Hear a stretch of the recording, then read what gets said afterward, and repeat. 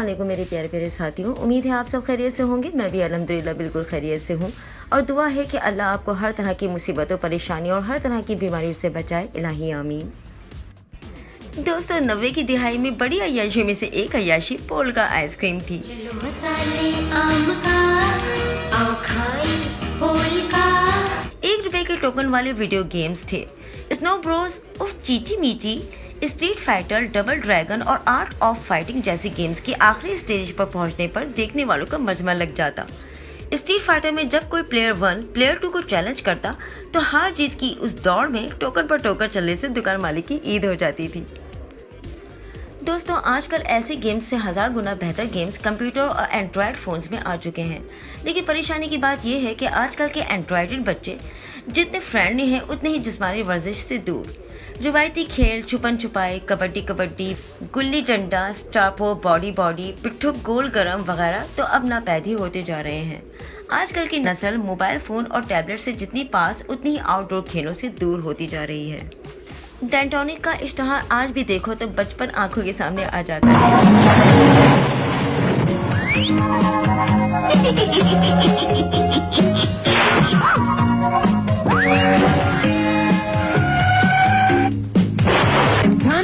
Twice a day, especially before going to bed.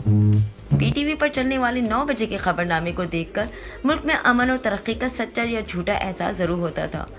Commercial news channel अपना अपना मंजर बेचने के चक्कर में लोगों का चैन नहीं खरीदते थे। सड़कों पर लारियां भी थीं और सवारियां भी, लेकिन ज़्यादातर साइकिलें चलती थीं। एसी किसी किसी के पास था, लेकिन गर्मी नहीं लगती थी। उस दौर में तो लोड शेडिंग का नामो निशान भी नहीं था। तभी गर्मियों में रात 8 बजे से 9 बजे तक बिजली चली जाती तो 1 घंटा गुजारना मुश्किल हो जाता था। पूरी फैमिली छत पर जाकर गपशप लगाती और बिजली आने का इंतज़ार करती, और बिजली आने पर पूरे महल्ले में शोर ऐसे मचता जैसे पाकिस्तान ने मैच जीत लिया हो। लेकिन अब तो आवाम लोड शेडिंग की इतनी आदी हो चुके हैं कि अब बिजली ही माजी की बात लगती है। लेकिन अब तो वो दौर भी गुजर गया और वक्त भी। अगर कुछ रह गया है तो सिर्फ यादें। अब तो इतनी तेज़ी से तरक्की हो चुकी है कि 90 की दिहाई एक सदी पुरानी लगती है।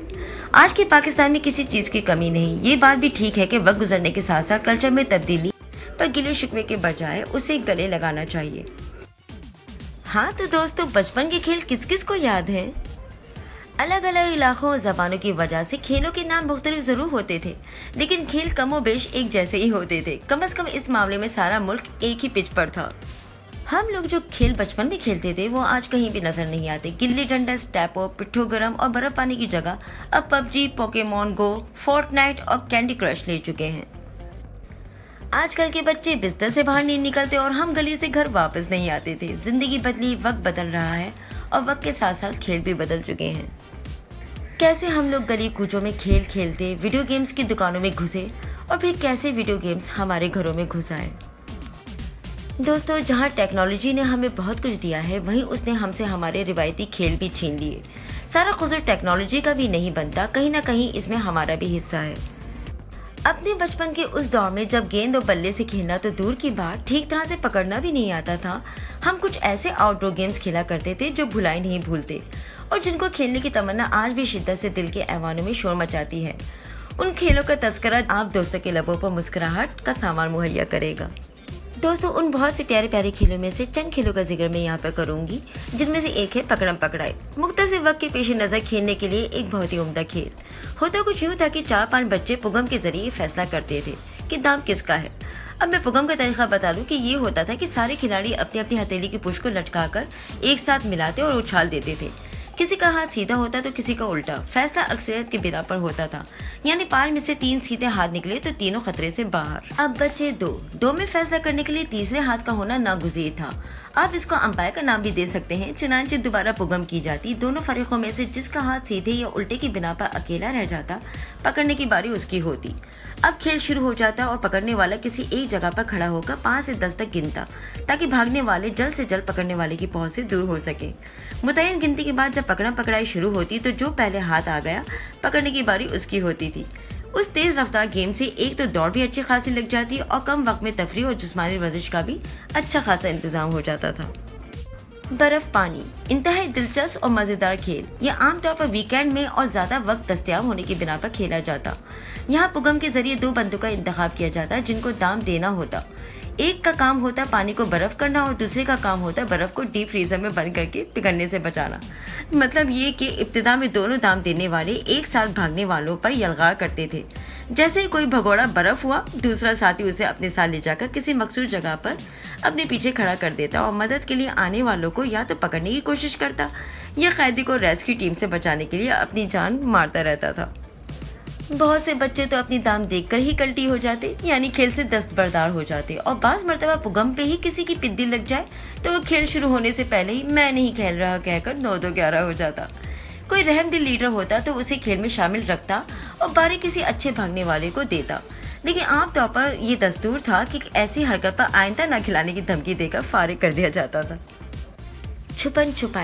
छुपन छुपाई तेरे सास की मलाई, तूने लप लप खाई, तुझे शर्म न आई। ये बच्चों का बनाया हुआ एक खुद साख्ता किस्सा था, जिसमें आई का लफ्ज जिसके ऊपर आता समझ ले कि उसकी शामत आ जाती। ये बर्फ पानी पकड़म पकड़ाई और दीगर खेलों से बिल्कुल मुख्तलिफ और इंतहाई मज़ेदार गेम है, लेकिन सिर्फ उनके लिए जिनकी बारी नहीं होती। इस खेल का तरीका ये है कि एक शख्स की बारी होती और वो अगर कम जगह होती तो दीवार की तरफ मुँह करके खड़ा हो जाता और 10 से लेकर 100 तक की गिनती गिनता। जितनी ज़्यादा गिनती रफ्तार उतनी ही तेज़ और जितनी कम आदात स्पीड उतनी ही धीमी। बुनियादी तौर पर इस गेम में 2 इस्लाहात इस्तेमाल होते थे, एक एम्प्रेस और दूसरी भंडा। इम्प्रेस बगैर हाथ लगाए दाम देने वाले को करना होता था, जबकि भंडा पोशीदा लोगों को करना होता था। गाड़ियों के पीछे, दरख्तों के ऊपर, मोटरसाइकिल के नीचे, क्यारियों के अंदर गाजी की बड़ी दिलचस्प जगह ढूंढ कर निकाली जाती और दाम देने वाले को नानी याद दिलाई जाती। कभी कभार तो ऐसा भी होता था कि झुंड का झुंड एक साथ पकड़ने वाले पर हमलावर हो जाता और भंडा करके ही दम लेता। खो खो बहुत ही मज़ेदार खेल। इस खेल में तकरीबन 10 अफराद तो लाजमी होने चाहिए, 5-5 की टीम के हिसाब से। कम भी हो सकते हैं, मगर फिर खेल में वो जान नहीं पड़ेगी जो इसका खासा है। 4 को मुनासिब फासले से एक सीधी कतार में खड़ा कर दिया जाता और 5वां बाहर रहता। बाकी 5 दायरे के मुख्तलिफ सिमत तैयार खड़े होते। जैसे ही 5वां खिलाड़ी भागना शुरू करता, पूरी टीम दायरे के गिर्द सर पर दौड़ लगा देती। पकड़ने वाला बीच की लकीर फलांग नहीं सकता था, लेकिन ये सहूलत भागने वाले को मैसर होती थी। चुनांचे पकड़ने वाला रेसलिंग की तरह दायरे के सीधे में खड़े अपने बाकी साथियों को पुश से खो कहते हुए उसकी जगह पर खड़ा हो जाता और फिर पकड़ने की बारी उसकी होती। ऐसे इस सूरत में होता है जब भागने वाला उसकी गिरफ्त से दूर हो गया हो या फिर पकड़ने वाले का भाग भाग कर सांस भूल गया हो। जब सब आउट हो जाते तो फिर अगले फरीक के भागने की बारी होती। पिट्ठू गरम बहुत ही मज़ेदार खेल। छोटे बड़े सतही पत्थरों का एक मीनार बनाया जाता और टेनिस बॉल से निशाना लेकर मारा जाता। एक निशानेबाज 3 मरतबा मार सकता था। निशाना लग जाता तो इधर उधर पत्थर बिखर जाते। अब निशाने मारने वाली टीम को बॉल की ज़रब से बचते हुए पत्थरों का मीनार फिर से तामीर करना होता था। अगर बॉल किसी को लग गई तो अगले फरीक की बारी, किसी को ना लगी और पत्थर पूरे कर लिए तो फिर से उसी टीम और उसी निशानेबाज की बारी। कभी ऐसा भी होता था कि बॉल पत्थरों से टकराती और सीधा विकेट कीपर के हाथों में जाती। ऐसी सूरत हाल में भी पूरी टीम आउट हो जाती थी। इस खेल में ज़्यादा से ज़्यादा 6 अफराद का होना ज़रूरी है। वैसे तो 4 अफराद में भी खेला जा सकता है, मगर इतने कम अफराद में एंजॉयमेंट की कोई ज़मानत नहीं है। आँख मचोली बहुत ही पुरलुत्फ और मारूफ खेल। अमूमन घर के किसी छोटे से कमरे में सब कजिन्स खेला करते थे। किसी एक की आंख पर पट्टी बांधकर दूसरे को बगैर देखे पकड़ा जाता था। फिर जो हाथ लग जाए बारी उसकी होती थी। पकड़म पकड़ाई की तरह इस दौरान ये चेक करने के लिए कि उसे सब नजर तो नहीं आ रहा, आंखों पर दुपट्टा या पट्टी बांधकर उंगलियों के जरिए से सवाल किया जाता था कि बताओ ये कितनी उंगलियां हैं। कभी कोई ईमानदार सच बता देता था कि सब नजर आ रहा है और कभी कोई गलत हिंसा बताकर अपनी पोजीशन मुस्तहकम रखता था। इस खेल में बड़े रोमानवी मनाजिब वक़ू पजीर होते रहे हैं, लेकिन इसकी तफसीर मैं आपको नहीं बताऊंगी। लेकिन अगर किसी को जानने का बहुत इश्तियाक हो तो हिंदी फिल्मों से रिजू किया जा सकता है। दोस्तों, ये कुछ यादगार और मज़ेदार खेल थे जिनका जिक्र मैंने महज हाफ़ज़े की बुनियाद पर किया है, इसलिए उनमें गलती का यकीनी इम्कान है, लफ्ज़ों में भी और खेल के तरीक़ेकार में भी। दोस्तों, अब एक खेल और खेलते हैं कि अगर इन खेलों में से कोई कभी बेशी या कहीं कोई पहलू तसल्ली बख्श नहीं है या कोई गलती है जिससे आप वाकिफ़ हों तो इसकी तस्दीक़ कीजिए। और इसके अलावा जो खेल आपने अपने बचपन में घर के अंदर या बाहर खेले हैं उनका भी जिक्र कमेंट बॉक्स में ज़रूर कीजिए। दोस्तों, 90s के वो कमर्शियल्स जो आज भी हमारे ज़ुबानों पर रटे हुए हैं और जिन्हें देखकर हम माजी की खूबसूरत यादों में खो जाते हैं।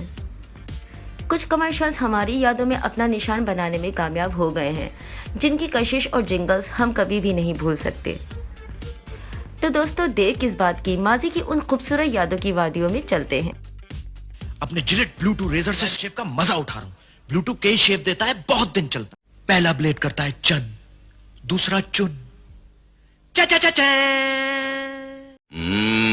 पहला ब्लेड करता है चन, दूसरा चुन चा चा चा चा। जिलेट। जंगल में मंगल पैंडा से मिलकर शोखी और हलचल मजा ले हर पल। पैंडा पैंडा पैंडा बोल का पैंडा। हर घर में मंगल पैंडा अब हर घर शोखी और हलचल मसाले हर पल। हर घर में हलचल पोल का पैंडा। ताजा खस्ता और करारे खाएं मिलके हम सब सारे मजे मजे से खूब मजे की top box top box. Top pops के 2 पैक, चिकी पैक, जंबो पैक। खस्ता और करारे टॉप बॉक्स।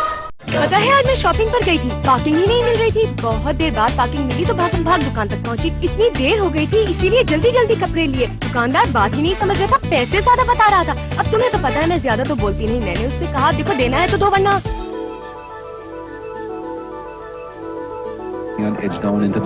अच्छा तो ये है बटरस्कॉच जिसकी तुम बहुत तारीफ करते हो। मक्खन और क्रीम से बनी है ना, मुंह में जाकर कैसी स्मूथ लगती है। कैंडी लाइन की है ना, इतनी मजेदार कैंडी तो मैंने कभी खाई ही नहीं। तुम्हें तो पता है, मैं तो बटरस्कॉच चलती जाए चलती जाए चलती जाए।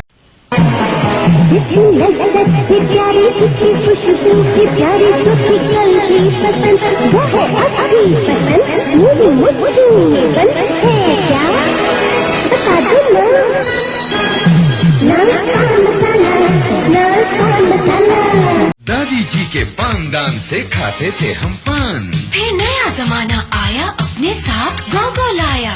सॉफ्ट खोपरे का मजा, साफरन तिल इसमें ज्यादा। सारा घर अब इसको खाए। Come on, give it a try. Gogo पान मसाले की क्या बात। क्रंची मजा, बहुत ही मीठा, बहुत मजेदार। कैंडी में वो खास बात है जो किसी और ने कहा।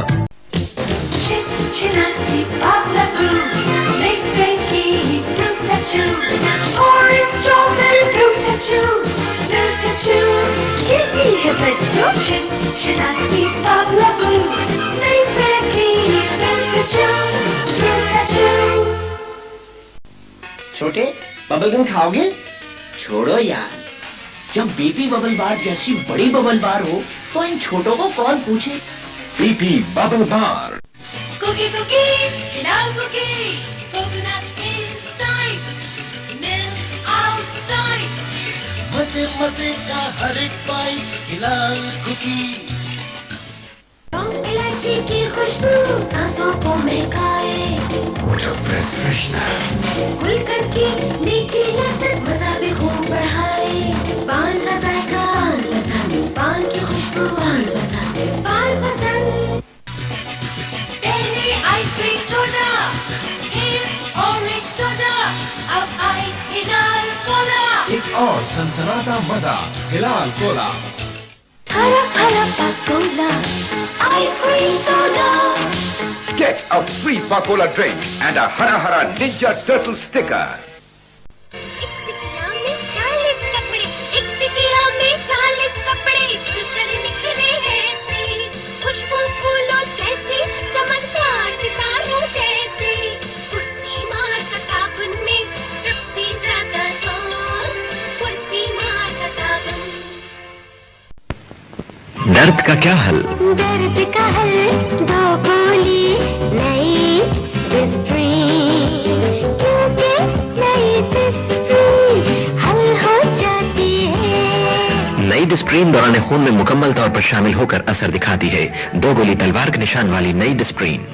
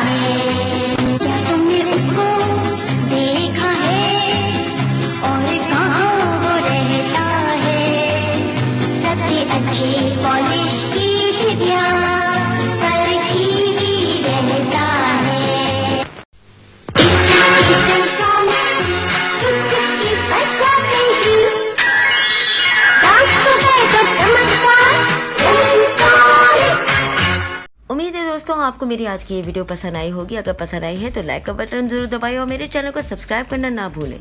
मिलती हूँ अपनी नई वीडियो के साथ, तब तक अपना और अपने आसपास के लोगों का ख्याल रखिए और मुझे दुआ में ज़रूर याद रखिए। एनी इकबाल को दीजिए इजाज़त। अल्लाह हाफिज़। Love you all.